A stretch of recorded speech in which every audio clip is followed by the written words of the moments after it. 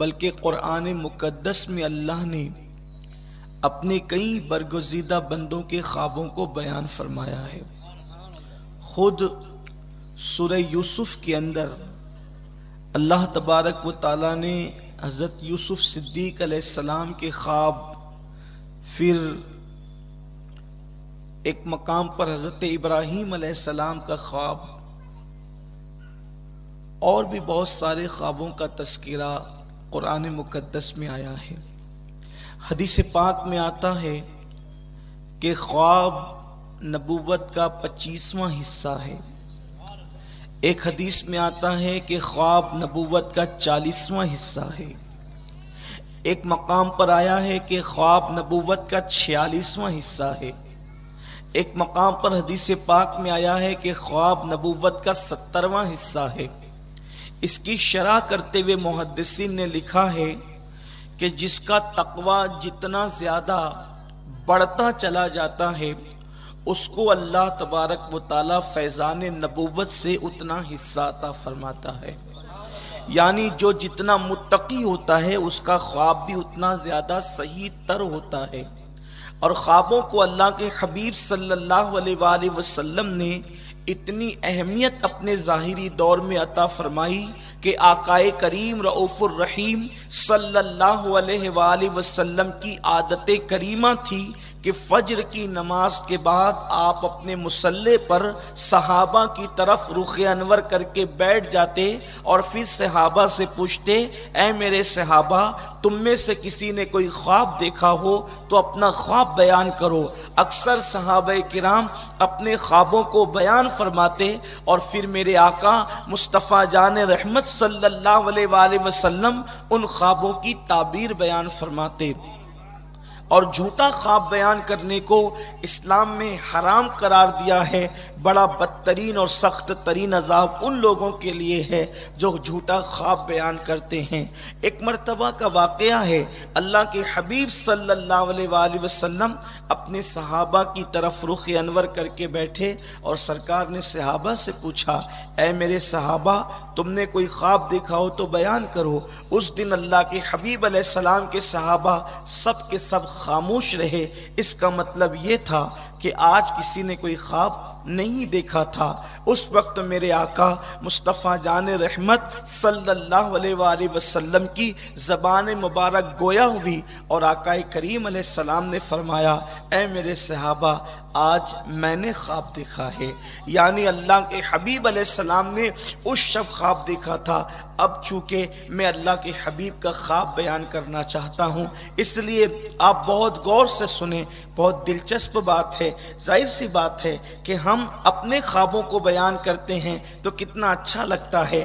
آج ہم رسول اللہ کا خواب بیان کریں گے اور حضور علیہ السلام کی ذات چونکہ ہماری ذات کی طرح نہیں ہے تو حضور کی بات بھی ہماری بات کی طرح نہیں ہے اور حضور کا خواب بھی ہمارے خواب کی طرح نہیں ہے، اس لیے کہ ہمارا خواب کبھی جھوٹا بھی ہوتا ہے، کبھی سچا بھی ہوتا ہے۔ کبھی جھوٹا اس لیے ہوتا ہے کہ کبھی کبھی بدہضمی ہونے کی وجہ سے ذہنی اختراعات کو ہم خواب سمجھ بیٹھتے ہیں، حالانکہ وہ خواب نہیں ہوتا۔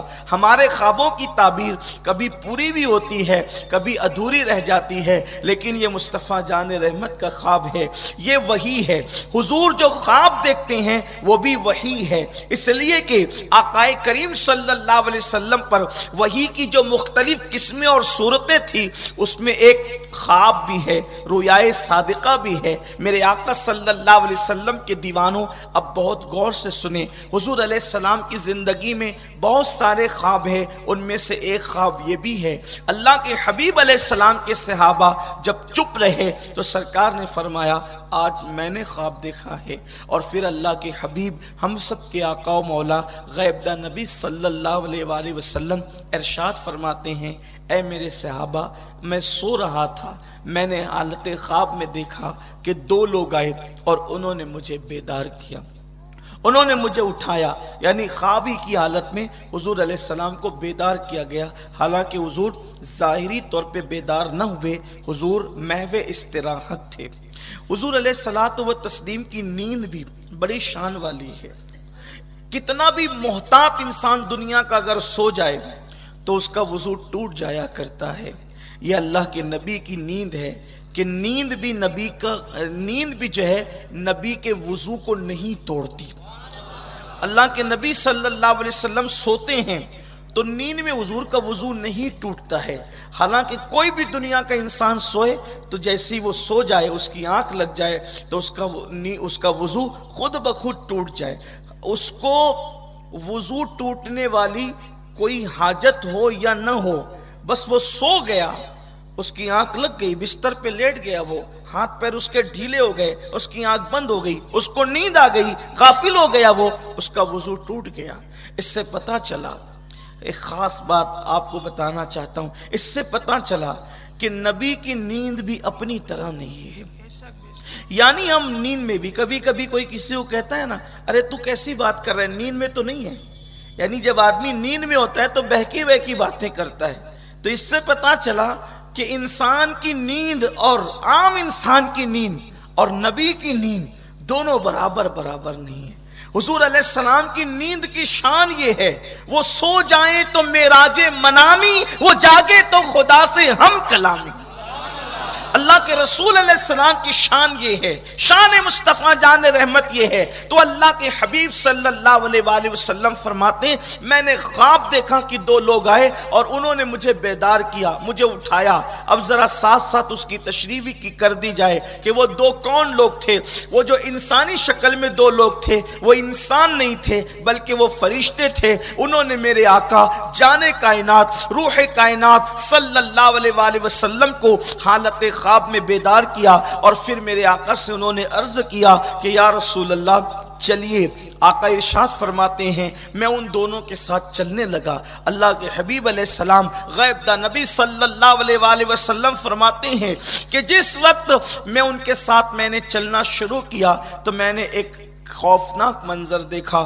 خوفناک اور بھیانک منظر یہ تھا کہ ایک بندہ زمین کے اوپر لیٹا ہوا ہے، ایک بندہ زمین پہ لیٹا ہوا ہے اور اس کے سرہانے ایک بندہ کھڑا ہوا ہے، اور جو اس کے سرہانے کھڑا ہے اس کے ہاتھ میں بہت بڑی چٹان ہے۔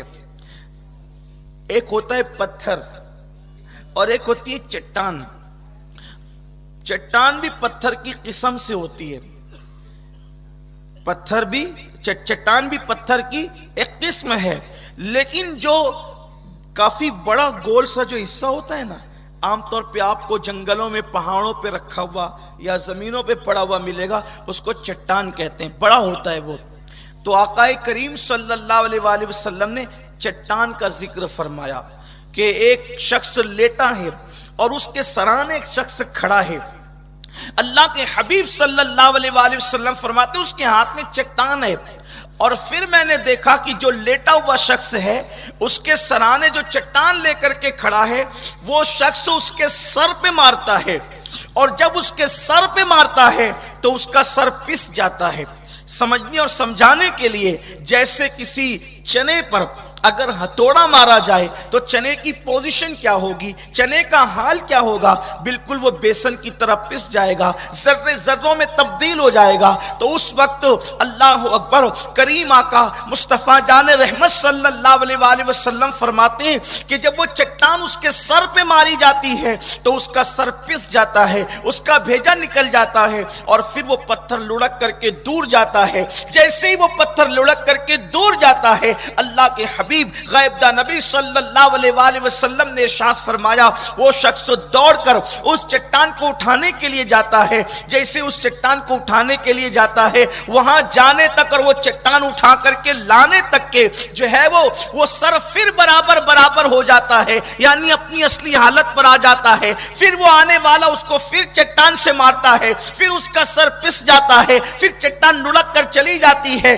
پھر وہ اٹھا کر کے لاتا ہے۔ اس طریقے کے معاملے ہو رہے تھے۔ میرے آقا مصطفیٰ کریم رؤوف الرحیم صلی اللہ علیہ وآلہ وسلم نے پوچھا کہ ان لوگوں سے وہ جو دو شخص حضور علیہ السلام کو لینے کے لیے آئے تھے، کریم آقا نے پوچھا یہ کیا ماجرا ہے، یہ کیا منظر ہے؟ انہوں نے کوئی جواب دینے کی بجائے عرض کیا یا رسول اللہ اور آگے چلیں۔ اللہ کے حبیب صلی اللہ علیہ وآلہ وسلم فرماتے ہیں کہ میں اس منظر کو چھوڑ کر کے جب آگے کی طرف بڑھا تو اللہ کے حبیب مصطفیٰ کریم رؤوف الرحیم صلی اللہ علیہ وآلہ وسلم فرماتے ہیں کہ میں نے دیکھا ایک خون کا دریا ہے، ایک خون کا دریا ہے، اور اس خون کے دریا کے اندر ایک شخص گوتے لگاتا ہے، اس کے اندر ڈوبتا ہے۔ آقا کریم صلی اللہ علیہ وسلم فرماتے ہیں کہ جب خون کے دریا میں، اس بدبودار خون کے دریا میں وہ شخص جو گوتے لگا رہا تھا، جو ڈوب رہا تھا، جیسے ہی وہ اپنا منہ باہر نکالتا ہے، اس دریا کے کنارے ایک شخص کھڑا ہے، اس کے ہاتھ میں پتھر ہے،